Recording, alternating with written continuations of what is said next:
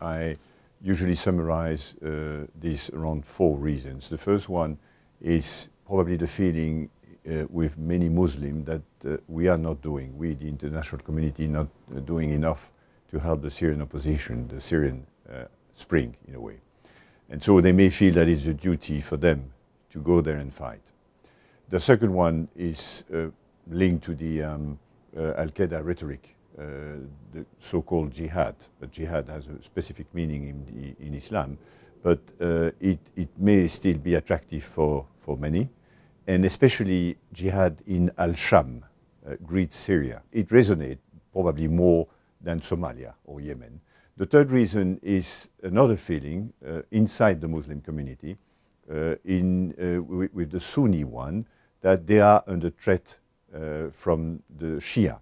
And finally, a bit disappointing, many cases the people were just looking for the thrill of the war.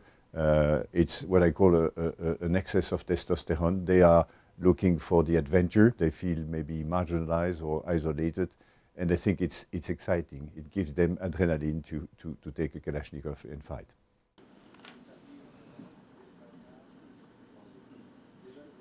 I've mentioned the figure of 3,000 plus.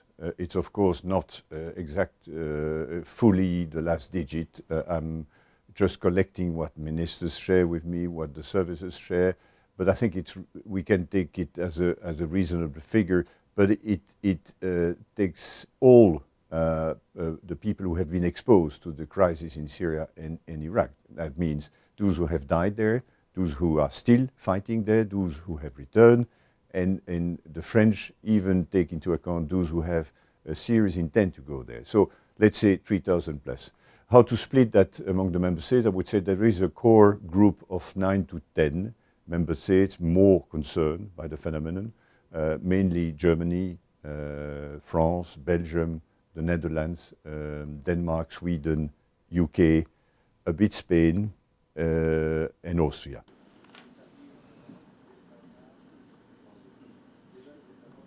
Well, there is one, obvious one, the killing of 4 Jews at the Jewish Museum in Brussels.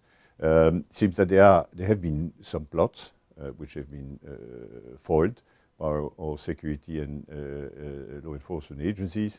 But we have to be vigilant because these people are trained to use explosives and weapons. They are indoctrinated by the Salafi ideology. They have developed a network around the Mediterranean in the Arab world.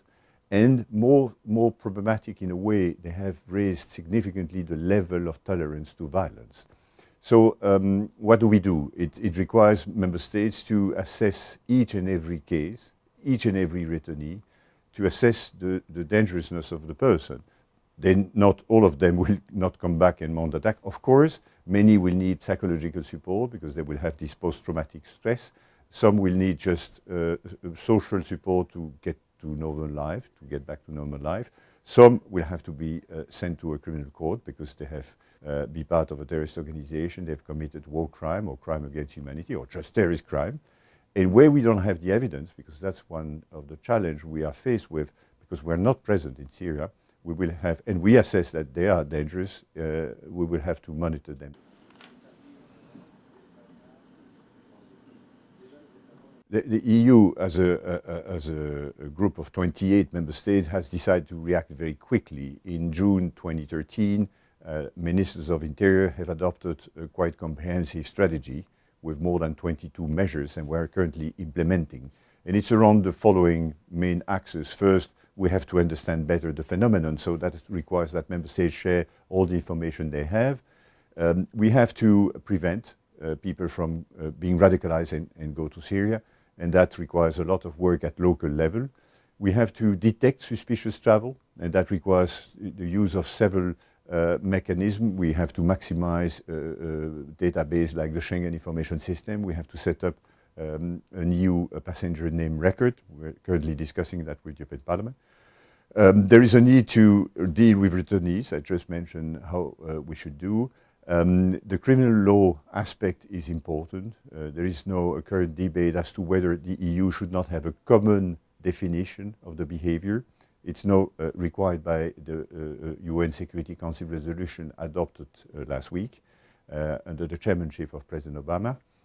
And finally, we have to engage more with third countries. We have to help, especially the country on the other side of the Mediterranean, in North Africa, because they too are confronted with the phenomenon. Ministers will first assess the implementation of the package of measures that were decided in June 2013 and explore further measures. The European Council in late August asked that the strategy be implemented more quickly and that we explore possible new measures if need be. So the main discussion will be on how to secure this agreement with the European Parliament on the setting up of an European Union passenger name record. The European Council would like it to be adopted by the end of 2014, so we don't have much time to convince the European Parliament. And the second one is a more political question, which is how can we improve the check at external borders in two ways. First, check on travel documents. And there are ways to be more systematic, to use more the Interpol lost and stolen travel document database.